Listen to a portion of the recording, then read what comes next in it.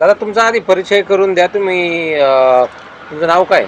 बाळासाहेब शंकर निसाळ, गाव लांडेवाडी, तालुका आंबेगाव, जिल्हा पुणे. तुम्ही आज जिल्हा परिषद पंचायत समितीच्या ज्या राज्यात निवडणुका लागल्या त्या अनुषंगाने आंबेगाव तालुक्यातल्या ज्या पेठ पंचायत समिती गणासाठी तुम्ही आज अर्ज दाखल केलेला आहे. तुम्ही कोणत्या पक्षातून अर्ज दाखल केला आहे आणि तुमचा प्रचाराची रणनीती कशी असेल? आम्ही शिवसेना उद्धव बाळासाहेब ठाकरे कट्टर शिवसैनिक.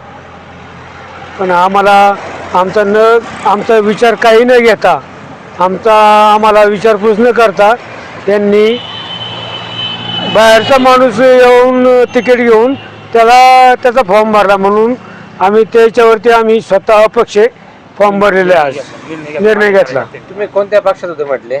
शिवसेना उद्धव बाळासाहेब ठाकरे. मग त्याच पक्षाच्या माध्यमातून आज लांडेवाडी गावातून पण एक उमेदवारी अर्ज दाखल झालेला आहे.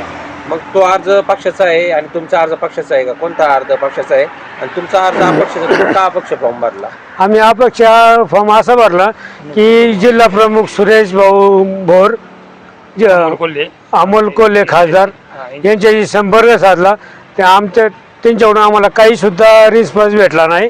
त्याच्यानंतर आम्ही निर्णय घेतला की आपल्याला कोणीच विचारत नाही. कट्टर तर आम्ही आहेत शिवसैनिक पहिल्यापासून, तळागाळातले शिवसैनिक आणि रस्त्यावरती रक्त सांडवणारे शिवसैनिक, खरे शिवसैनिक आम्ही.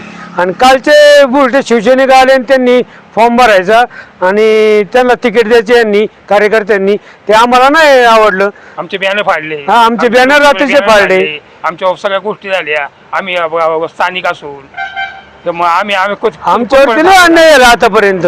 नाही, तुम्ही म्हणता बाहेरून आले बोलते शिवसैनिक, तुम्ही अशी टीका करताय.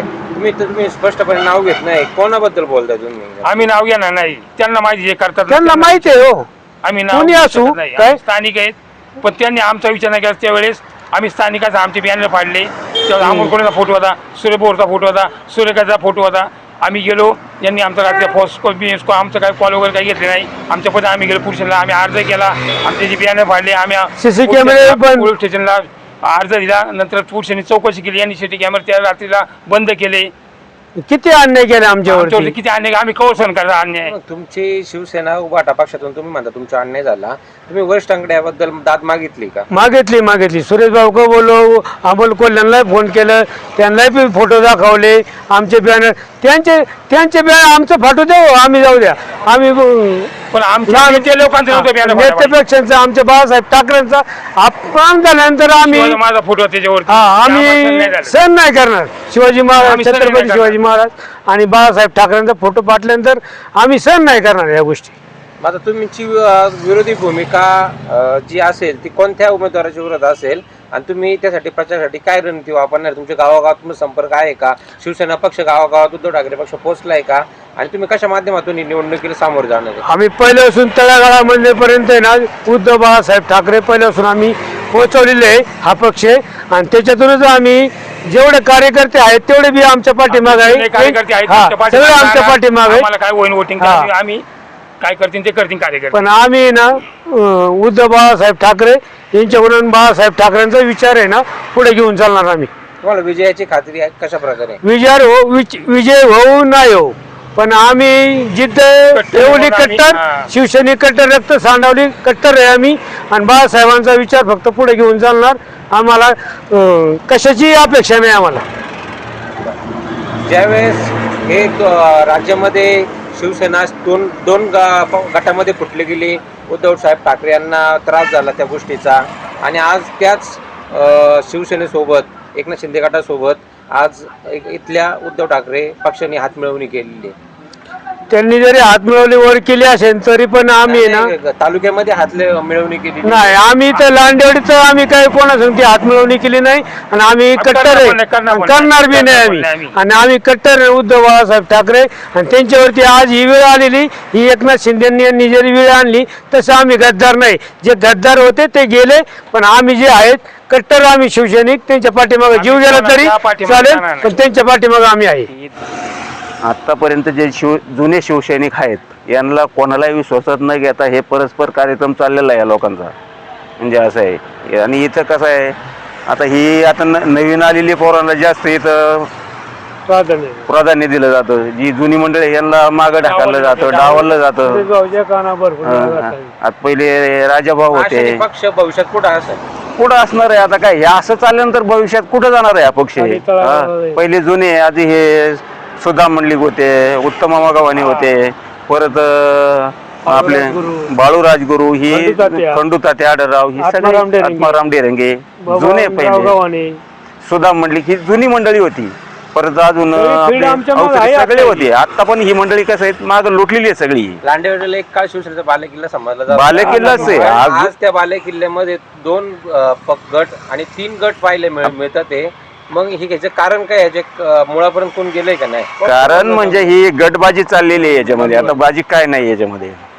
विषय असा आहे, जुनी मंडळी सगळे डावले जातात, ही नवीन मंडळींना भरती करून घेतलेली आहे. ज्याच्या त्याच्या हिशोबाने वापर करून घेतात, सोडून देतात. विषय असा चालू आहे आता पक्षामध्ये बी.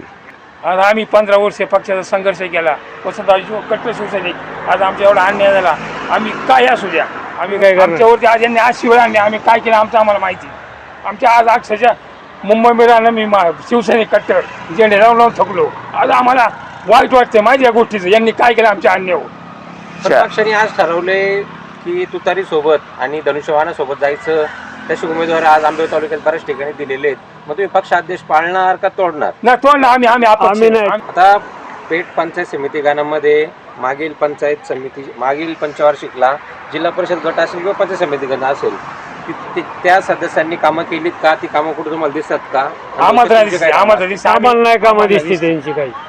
स्वतः नेते मंडळींचा विकास झालेला आहे. एकदा निवडून गेले का सर्वसामान्य माणसाचा कोणताही विकास झालेला नाही. आणि हे विश्वासात घेतच नाही तर विकास होणार कसा?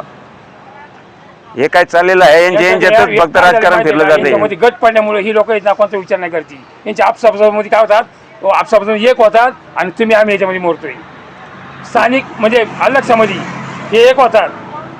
4-2 पोरं हातामध्ये धरायची, वापर करून घ्यायचा, सोडून द्यायचं, ही यांची राजनीती झालेली आहे आता. ही आमचा काय विश्वास आहे? यांच्या विश्वास राहिलेलाच नाही कोणाचा. आम्हाला अपक्ष निवडणूक लढवायची. आम्हाला काय 4 मतं पडली, आम्ही हारू.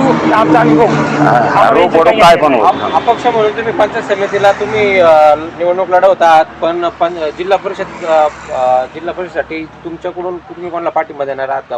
नाही आम्ही कोणाला देणार विषयच येत नाही. विचारलंच नाही कोणाचा पाठिंब्याचा काय विषय येतो त्याच्यामध्ये. शिवसैनिक उद्धव बाळासाहेब ठाकरे बाळासाहेबांचा विचार आम्ही पुढे घेऊन चालणार, एवढंच आमचं ते. आणि आमची विनंती आहे का त्यांनी आम्हाला विचारपद येऊ नका. आमची अपेक्षा आम्ही जाणार बी नाही. आम्ही विकले जाणार नाही. अपक्ष निवडणूक लढवतात, मतदारांना काय आव्हान करसाल? मतदार आमच्या पाठीमागं आहे. ते म्हणलं तुम्ही फॉर्म भरा, आम्ही तुमच्या पाठीमागं आहे बिनधास्त. आणि तुम्ही कट्टर आहेत आणि खरे शिवसैनिक हेच आहेत. आम्हाला मतदारच सांगतात. आम्हाला आमच्या मतदारसंघामध्ये जे चांगले केले प्रत्येक शाखेमध्ये आम्ही पोहोचणार. फक्त यांच्यावरती मतदारांवरती यांचा दबाव आहे नेते लोकांचा.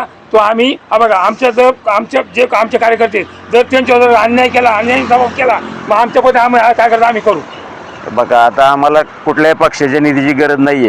आम्ही आपले घरचे पैसे वापरून आमचा काय प्रचार आहे तो आम्ही प्रत्येक शिवसेनापर्यंत पोहोचवणार. प्रत्येक छोट्या मोठ्या शिवसैनिकापर्यंत. ही पंचायत समिती गाणात जे काही तुमचे उबाटाचे शिवसैनिक आहेत ते तुमच्या मागे राहतील का? जे पक्षाने अधिकृत उमेदवार नाही आमच्याच पाठीमागे उभे राहणार. त्यांनीच आम्हाला सांगितलं तुम्ही सरपंच तुम्ही फॉर्म भरा, आम्ही तुमच्या पाठीमागे आहे. म्हणून मी हा फॉर्म भरतोय आणि माझ्या पाठीमागे भरलेला आहे. हे माझ्या पाठीमागे आहेत, 100% माझ्या पाठीमागे आहे. ती चालतंय. विषय कसा आहे माहितीये का? आता ही लोक जी आलेली आहेत ही आता नवीन सगळी ही भरती केलेली आहे लोकांनी, सगळे नवीन शिवसैनिक आहेत. आता यांनी कसं करायचं? ही जुनी मंडळी पाठीमागं लुटून द्यायची, यांचा विचार नाही करायचा.